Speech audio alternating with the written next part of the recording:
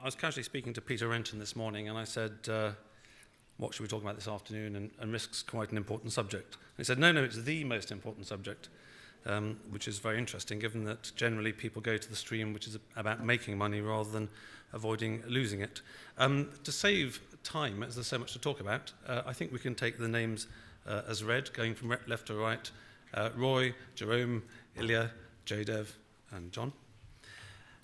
Risk, as many of the people to my left know, you could spend an entire day at a conference going through it. So I want to try and narrow it down. Just to give you a little bit of context about where risk conversations can go to, we had a conference call a couple of weeks ago with most of the people here about what they thought were important risk questions. And there was a whole spectrum of stuff from will banks actually fight back and make this industry more redundant, to what kind of data can we use and where does fraud fit in it, and all that kind of stuff. All these questions are very, very relevant, so I thought actually I might start off by asking the panel how their organisation uses the word risk.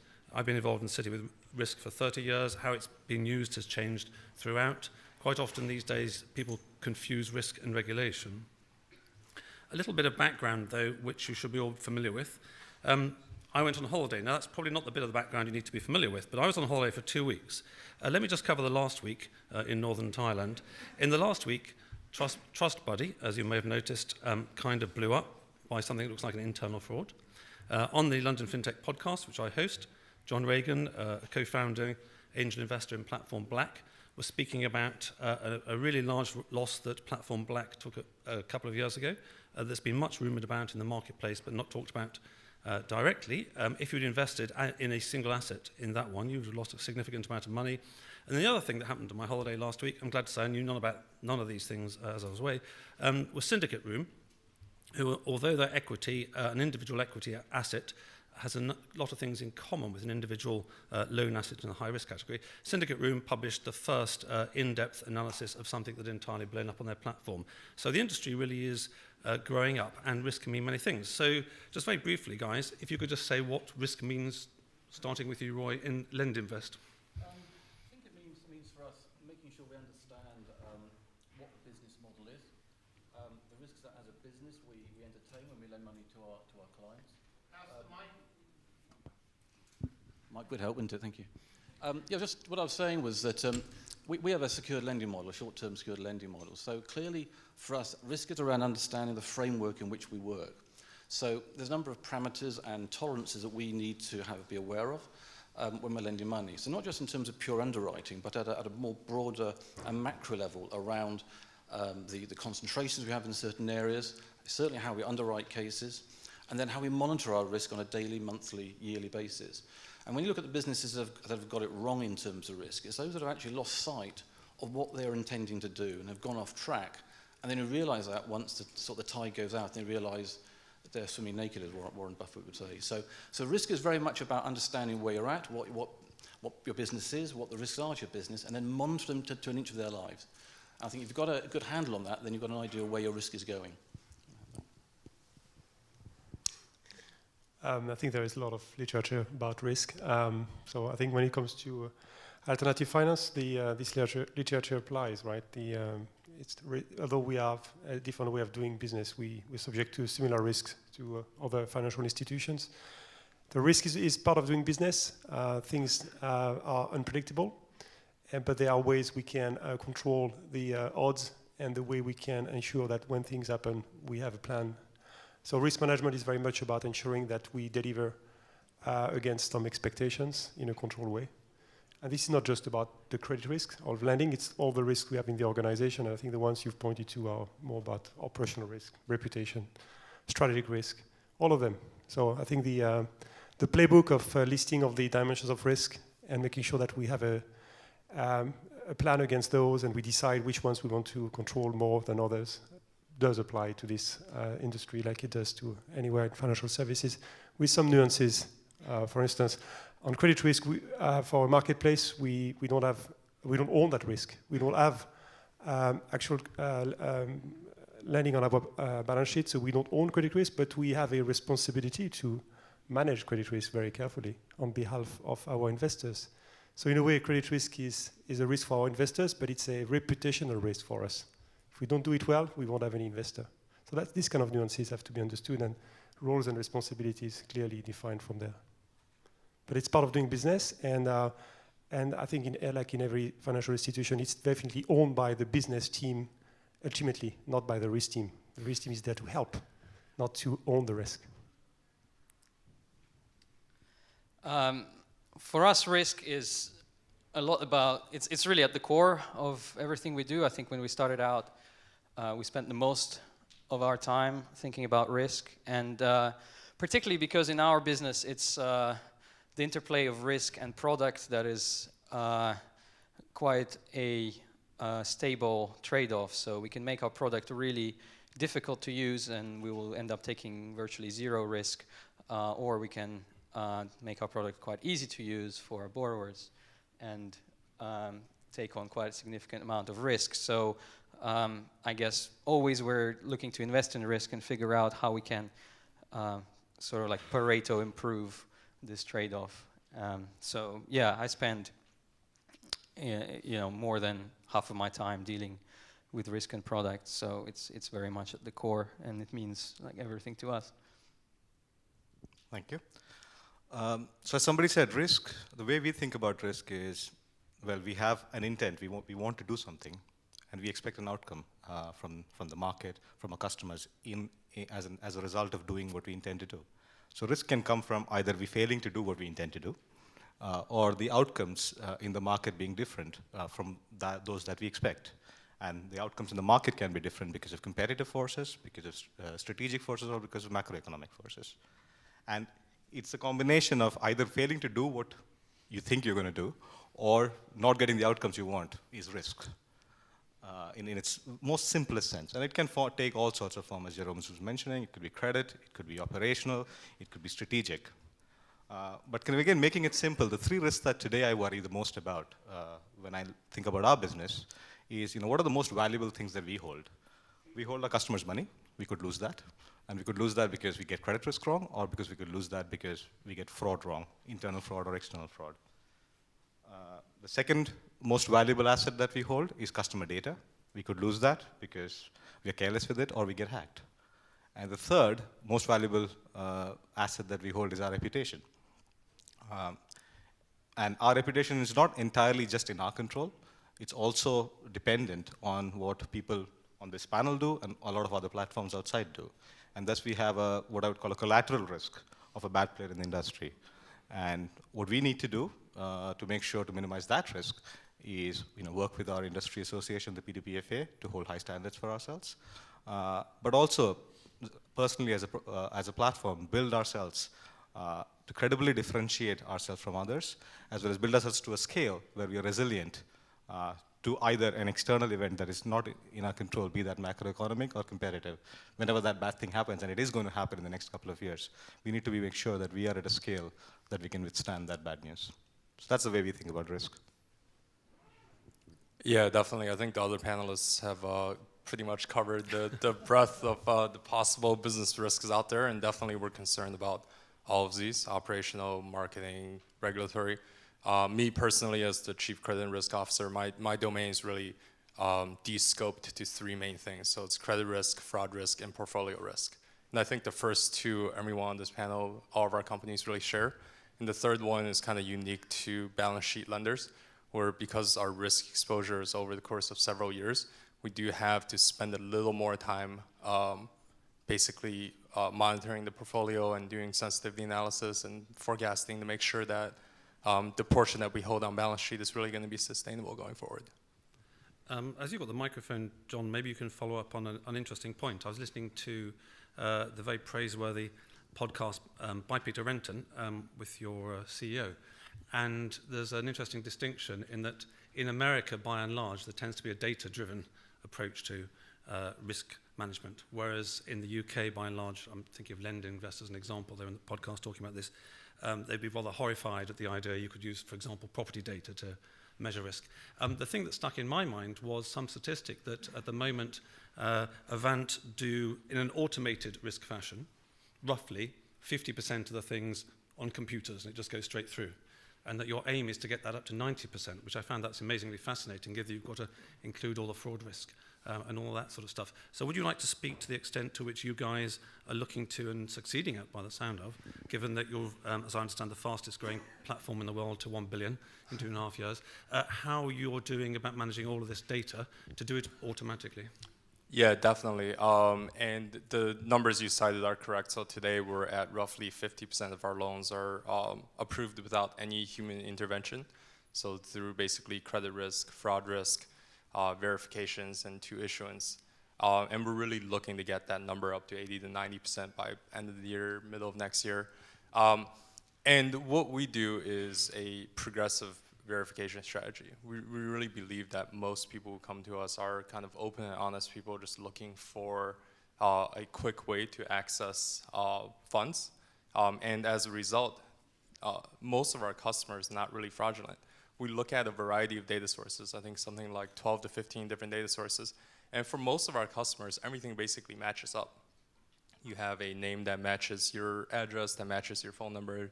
You have an email address that's been around and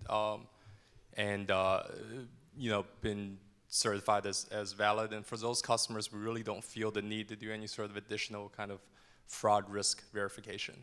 And as a result, to most of our customers, our verification process is basically transparent. They enter some information in, they get a decision back at the end.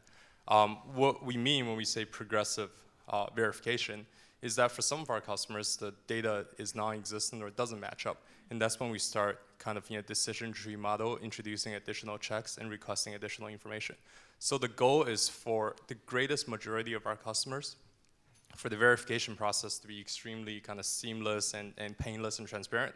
And then for a small minority of customers to have to supply additional data. So that really takes care, again, if you kind of break my domain to credit, fraud, and portfolio risk, that really takes care of the fraud risk portion of it. On the credit side, like you said, I think there is an emphasis on data, different data sources, underwriting methodologies in the US, and I think increasingly so in the UK as well. And we really use kind of like the latest and greatest underwriting methodologies and machine learning models that's typically used by companies like Palantir and Google to create our underwriting models. And we use a variety of data sources to basically feed in and generate customized results for each customer. So at the end of the day, the entire process takes milliseconds, and we generate what we think is a very representative risk assessment of a particular customer on a very customized and individualized basis. But again, the third thing that's really missing is this idea of portfolio risk. And that piece, I believe, is very difficult to automate just because it's subjective to some degree. You basically have to build in sensitivities and risk tolerances and model out potential downside economic events and basically the sustainability of your portfolio going forward. And we do put a lot of human intuition into that portion of it to make sure that we're set for the future. Good. Okay, well, maybe we can pass the microphone back down this end. So it was a very soft question to get you guys going, because in a way, you couldn't fail to give the right answers. I mean, what is important to you guys is what's important to you guys. Everything that's been said, of course, is important. And I think the takeaway I'd like the audience to bear in mind, for those who aren't coming from a risk background, is that risk really is multidimensional. You know, you can never pin it down. There's always something you're not looking at, which is one of the problems of how regulation's gone in the last 30 years in financial services. The kind of implication that you tick all these boxes, it's sorted. No, you tick these boxes and life still goes wrong. You still get ill, you still get divorced, you still have a car crash, and the same things happen in business. So having started off with a soft question, the last LendIt risk panel in New York is rather infamous for those who haven't seen it, in terms of Cormac, who was talking this morning, was moderating the panel, and he did a rather Jeremy Paxman moment in terms of asking the same question of one of the poor members of the panel 6 times and not actually getting an answer. So we'll see whether I can actually beat more than 6. By and large, from my personal perspective, the leading platforms, such as you guys, have done a brilliant job on the borrower side.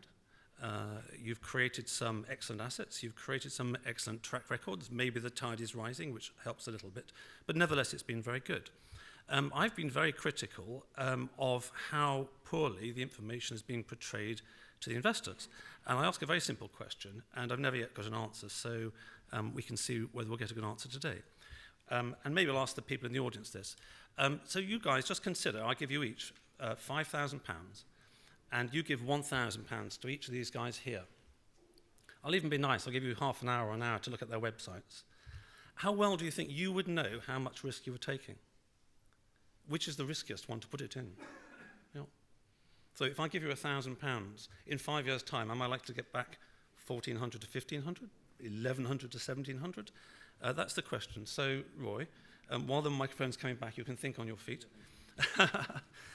I give LendInvest £1,000. What am I likely to get back in 5 years' time?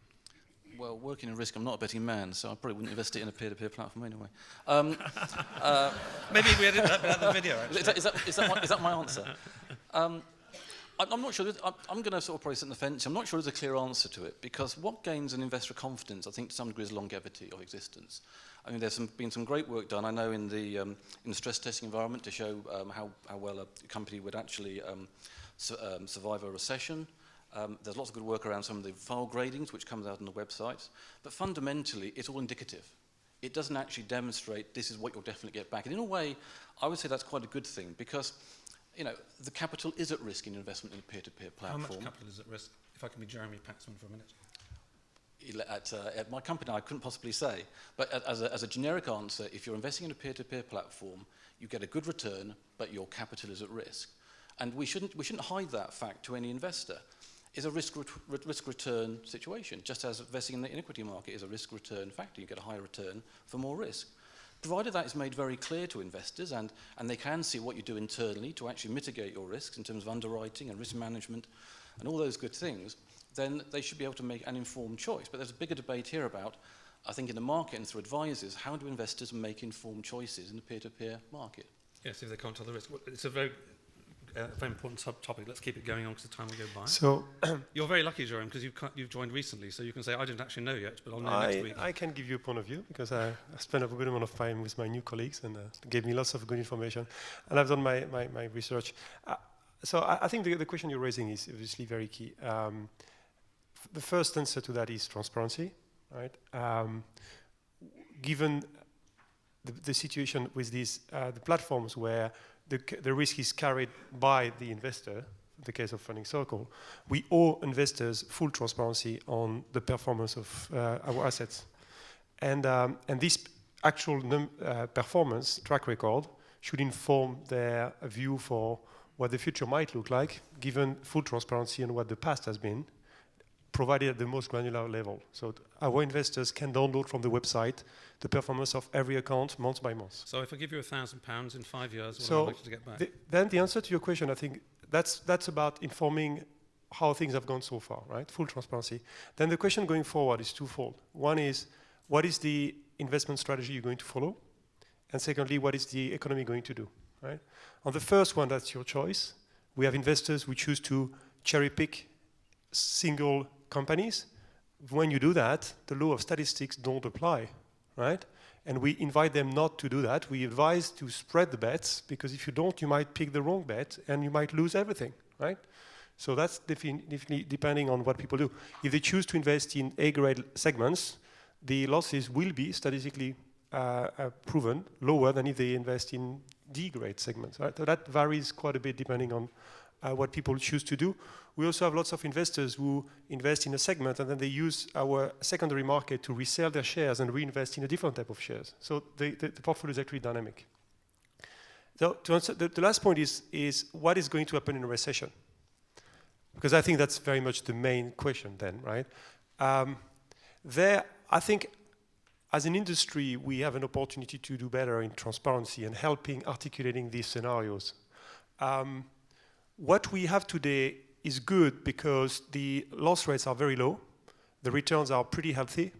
So if you look at risk-adjusted margins today, so the revenue minus fees minus losses, they are very comfortably covering the volatility you would experience if we had a recession like we had in 2008. The level of buffer that is currently offered does compensate easily for the fluctuation we've seen through the last recession. That's what we have today. And that might not hold forever. Just pressing pause on that, because otherwise, at this rate, we'll never get to the end of it.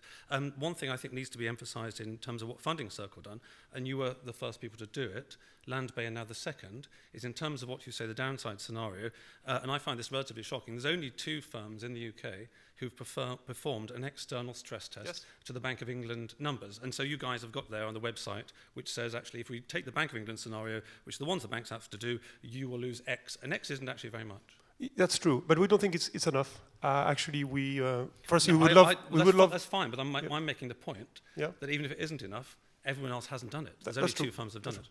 I think the way we could push it even further is actually to articulate our own methodology to regularly redo this stress testing on maybe an annual basis, and even run different scenarios so that people can see the various outcomes you might see under different scenarios. That would be ideal. I think that's where we're going to end up. And I would invite other companies to follow the same approach because it would bring confidence in the industry. I think the simple thing to this, and I think Funding Circle are the nearest in terms of the amount of information you give out there statistically on your websites. And many investors have said this to me when I've asked them this question as well about £1,000. It would be really useful, and tech geniuses must be able to do this somehow. If I put £1,000 into the platform, I press a button, and the button says, we don't know what the future is like. If the future is benign, you're going to end up with 1,400 to 1,500, statistically speaking. Or if it's a recession, you might get 1,100 back or something like that. So I think there's a real opportunity. But moving on, Jerome, passing the microphone down, Ilya's had more time to think about it. By the time we get to John, you'll have an exact answer, and it'll be 3.4% perhaps. Yeah, so the answer to your favorite question, for us, we have, since we started, we kind of always overestimated the risk of our asset class. So a feature of our asset class is that it's very short term. So we're an invoice finance platform, so an average loan lasts only about 40 days. So we actually have quite a lot of information by now after 4 years of operating on how our models are performing.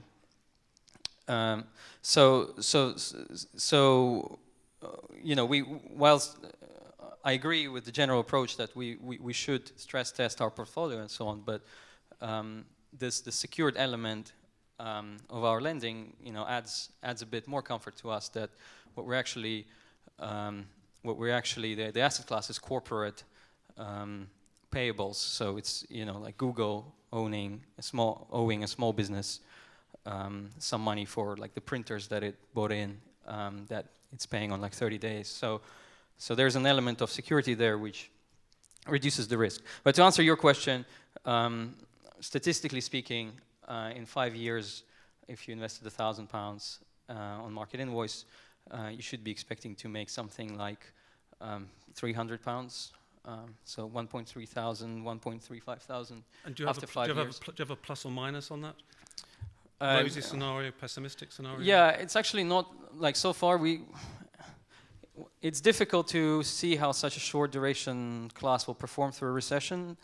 Receivables is typically like a highly secured asset class, and so like our loss rates are, you know, sub 20 basis points since inception. You have the same problem that LendInvest have. I mean, as far as I understand, LendInvest haven't lost a penny. So it's very hard to look at a performance record, or you haven't lost anything, and say, oh, how much might we lose? It's like nuclear power stations. You've got one, it never blows up. How do you know whether it's going to blow up next year? Maybe that's an inappropriate analogy. Keeping the ball moving, or at least the microphone. So the information we give our investors is our expected returns based on kind of risk performance estimates that we have. Today on the platform, the expected return of the platform assets is about 5.3%, but the investors have some choice in terms of term, and thus their actual returns can be slightly different. So doing the math, and you can easily do the math, the expected return, if you do not reinvest your interest, if you just keep the principal on, is 5% times 5 times 1,000, right? So that's £250 is what you get. We have done some internal stress tests because we do have through the cycle data. And when we today underwrite, we want to make sure that pretty much all our markets, we price in a way that pretty much all our markets are investor return positive for a 2008-like event. Because we run our credit models that we have built in today's environment through the 2008 applicants and loans that we had and understand their performance. And in a 2008 kind of scenario, we think, depending on the market that you're in, your investor returns will be analyzed between 2 and 3%. So again, you can do the math. So you're making 20 to 30 pounds on £1,000 a year. So that's the thing. We haven't yet done an external stress test, but it's something that we are very open to at an appropriate time. Okay, John, to make your arithmetic easier, what about $1,000 in your case? Oh, $1,000. Yeah, so again, we're an institutional marketplace, so none of this data is really available to individuals, but any investors looking to buy whole loans off our platform would have access to this. Basically, depending on the grade of loan you buy, we target a 9 to 17% unlevered yield. And our internal sensitivity is basically to a macro event that's twice as bad as the '08 event. We expect to break even to about a 5% loss. So if you look at our customer segment, which is basically the near prime, the mid prime segment, so not kind of the super prime guys and not the deep subprime guys, in '08 their default rates basically went up about 50%. So we're saying in an event of doubling of defaults, we'll roughly break even. Okay, thank you. So just a very quick straw poll. I gave to the audience the question at the beginning. I'm going to give you each £5,000. You're going to spread it around. Put your hands up if you think you've got enough information to make an informed decision as to where to put your money. Okay, so that's about 4 hands out of a couple of hundred or something, or 100 or so. And I think that makes a very good point, which is that it's not just a question of teasing you guys on the panel or trying to sort of follow Cormac's lead, amusing though it might be. In terms of the 50-somethings, the grey hairs or no hairs folks I know in the city who've been in risk for decades, when I'm chatting to them over the lunch, they all say, oh, I should have put some more money in peer-to-peer. In fact, I should have put some. In fact, I should put it now, but I can't quite get round to it. One of the things that holds them back is they say, what is the risk, Mike? And we have a chat as this kind of people who've been around for 30 years in FS would be. And I say, well, it's very hard to pin it down. I think it's not very risky. Stick with the main platforms at the moment. In the short term, you're going to do quite well. So actually, I do feel it's in the platform's interests to provide quantitative information with all the usual caveats, the past is not a guide to the future, and all that kind of thing. So going from one bleeding edge issue to a couple of other favourite ones of mine, the industry is changing a lot, and that's what makes it very fascinating, and I think that's why there's so many people at a conference like this. And there's always bleeding edge issues that haven't yet been solved, and I suspect will have been solved in 1 year or 5 years' time. There are many, many models that have been said before of peer-to-peer online direct lending. Two of the key ones are the marketplace lending with ratings, and another one being the provision fund. So if I can ask the relevant members of the panel, the challenge with provision funds is that it can be argued that provision funds render the risk opaque. If I put my money into Zopa or a rate setter, it's very hard for me to know what my risk is. Jaidev. Same as with a bank. That's what happened with banks. They had provision funds, and it looked okay for a while, and then it wasn't really. How can I tell? I don't know. I don't think that's. I don't really agree with that assertion. So if I look at the level of detail that Zopa, for example, provides on both, our entire loan book is public ever since inception. We give pretty detailed expectation of each market by term. What's our loss expectation? What is the actual losses coming in at for each of those vintages? So based on annual cohorts that we have booked. So the extent of transparency that we have is no different whether we have a provision fund or not. And we call ourselves our fund Safeguard. We've also been very clear in all our marketing that the Safeguard is just yet another risk diversification tool. It is, and it was primarily put in place to answer a tax problem, where our lenders were not able to write off bad debts that they were incurring on the platform for tax, and thus the net return that they were getting after, particularly if you're the highest grade taxpayer, were very poor. That has changed, or should change soon. We still haven't had the legislation actually passed through, but should change this year, is everybody's expectation. And when we are more sure of that, we will definitely offer our customers a choice to invest without the Safeguard. So I think what makes it opaque is not the presence or absence of a Safeguard, is what information are you providing to your lenders about the asset that they have on their book. And it's not only important to give the entire loan book out, but for each lender, we are committed to providing the risk grade, their entire loan books, their risk grade, what APR did the customer pay, what fees did they pay us, what is the interest rate that they have, and thus the lender has a pretty clear transparency on what their loan book is, how each of those markets performed, and they can look at the history of those markets to understand, what the performance of that book is. Yes, I just realised I've asked the wrong people. I should have asked the rating grades people to critique the provision funds, and I should have asked you to critique the other one. I mean, what you say is true. I think more can be done, and in particular, I'm thinking that if you just call it an insurance fund for the sake of argument, I know it's not in regulatory terms. If you're an insurance company and you've got an insurance fund in there, you've got actuaries, auditors, regulators crawling all over you to assess the numbers. With the stage of development we're at the moment, and I expect it to change going forward over the next few years, I think it needs more external scrutiny before people can do that. But anyway, that's my opinion. I think we definitely agree with that. And in fact, we have been in conversations with our regulators saying it would be useful for players using things like safeguard funds to have standardized mechanisms of how do we calculate coverage. For example, banks have the regulators prescribe to a large level of detail how do you actually calculate impairment, and how do you calculate reserve ratios that you have to hold and so on. And I think we could, it would be helpful to have similar standards. I think that's the direction it's going to go in. And just taking myself personally, so I've got a relatively long experience in risk, I couldn't tell if I spent the rest of the month whether your provision fund was more conservative or less conservative than rate setters, because I've got your numbers and rate setters' numbers. And anyway, that's just something I think it's an opportunity. In terms of the ratings model, I discussed this, Jerome, with Andrew Mullinger, the co-founder of Funding Circle, on the podcast recently, and I got him to kind of agree with me, so I'll see whether you've got the answer or you'll agree. The problem with the ratings model is very simple. So if we talk about eggs, I go to Waitrose, I want medium eggs. I open the box, I get 6 medium eggs. If I don't get 6 medium eggs, I can see them immediately, and I take them to the shop and say, these are 6 small eggs. In the same way, rating agencies, in FS as a whole, so let's just start with Moody's and Standard & Poor's, have been known to get it wrong. And you can argue that the 07-08 crisis is because Moody's and Standard & Poor's did ratings really poorly.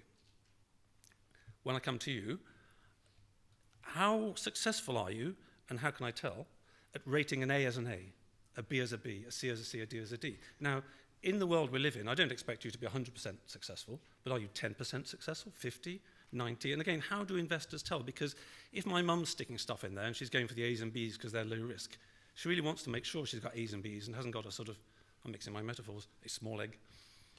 Yeah, so I mean, this is the usual critique to using scoring systems. I think my view is a good score that is built on large volume of data, which is what we have in small businesses or what exists in consumer, usually does a pretty good job at rank ordering risk through the cycle, right? There are lots of evidences of that. And the last recession where banks did poorly has nothing to do with rank ordering of scores, right? I just agree on that one. Well, Standard & Poor's were rating stuff as AAA that blew up, which knocked everything else over. So this is what I said, my first caveat was, this is true for modeling when you have large sample of data. Standard & Poor's is not a large sample of data model, right? It's a low default modeling, which is an issue in terms of statistics. So that's why it doesn't work really well. But for large samples of data, it does work well, and it's proven by many banks around the world. Then the question becomes, let's make sure that our models are properly built and validated and monitored, which we should be able to demonstrate. And secondly, then we're back to the issue of stress testing. Your rank ordering might be fair, but what is the absolute losses? It goes back to stress testing. It's going to vary through the cycle. We need to find a mechanism by which we can demonstrate the level of volatility people can expect from a baseline. And that's the point we've already discussed around stress testing. So that's the way we look at it. Now, if we go to very small samples, this is where we need to be cautious, because there the rank ordering might not hold, and we need to be very transparent again about this one and declare that the sample is too small at this stage, we're not sure, and we need to put some caveats around that. And that's where potentially the issues might arise when we get into a new market or when we have segments where there is not much data. But for the core SME lending, I don't think we have this particular issue. Well, I have the issue in that I can't tell how well you're doing it. I assume you're doing it really well, but whether you're doing it 80% well, 90 or 95, I don't know. Anyway, it's time for some easy questions, so maybe we can have one or two questions from the audience on risk before we wrap up, in general or specific, or asking in the panel.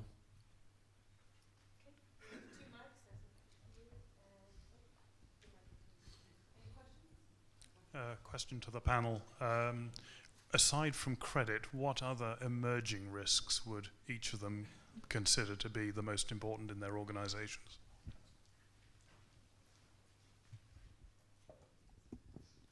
Well, for us, the main risk is like fraud risk, not really credit risk. And we distinguish two types of fraud, so just like individual fraud or serial fraud. And serial fraud at some point is going to become a pretty big risk, I don't think just for us, but also for bigger platforms, as you know, the amounts of money skyrocket that are being funded day in, day out. So I think we see it as like a technical challenge, like a technical problem to solve. And I think you know, online ways of lending render themselves to, you know, managing that risk better than banks would potentially. So I think that's the emerging risk for us. Zero fraud.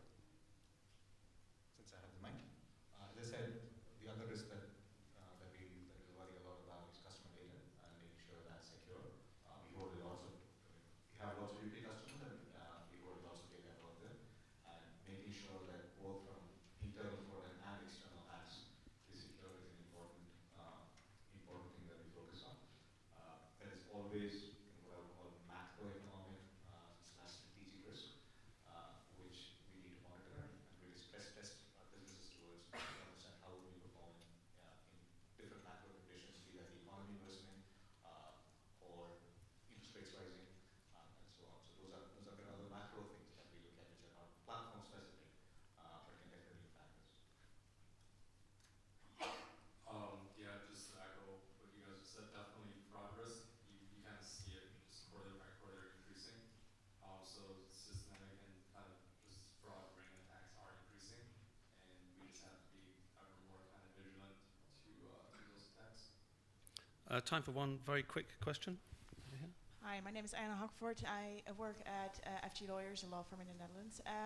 Is this on, actually? Yeah, now it is. I have a question in respect of what you're just saying in respect of fraud. Are you working together as platforms?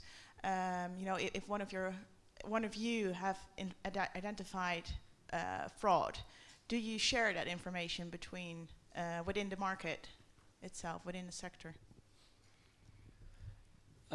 Unfortunately, the UK law works in a way that it actually doesn't allow to share personal data about people unless the fraud has been confirmed. So there's a way to report suspected fraud, which is what we do every time. There are bodies in the UK that take that information in and then might or might not investigate it. But unfortunately, like legally, we can't easily disclose what we suspect is fraud because it's always I mean, it's a suspicion unless it's like too late. So, and most of our fraud, you know, it's going to be suspected fraud until it's like conclusively proven to be the case, and that's what makes it difficult. It's a slightly different consumer in the sense, particularly identity fraud, you can confirm reasonably quickly, and thus we are able to report. And there are both, you know, platforms. So, for example, rates and us share that information, but there's also industry-wide platforms across all lenders, not just peer-to-peer, but banks, where we share that information, and then you know, that kind of comes back to us when we actually, if the same customer applies, we can see that there were some fraud alerts associated with us. So definitely, fraud is one of those things where we don't compete, but collaborate. Yeah, you should, I think. Yeah, thank you. Good. Well, I'd like to thank the panel for dealing very well with the short-pitched bowling. And as always, there's opportunities for improvement, which is what makes the industry interesting, and I'd like the audience to thank the panel for their time.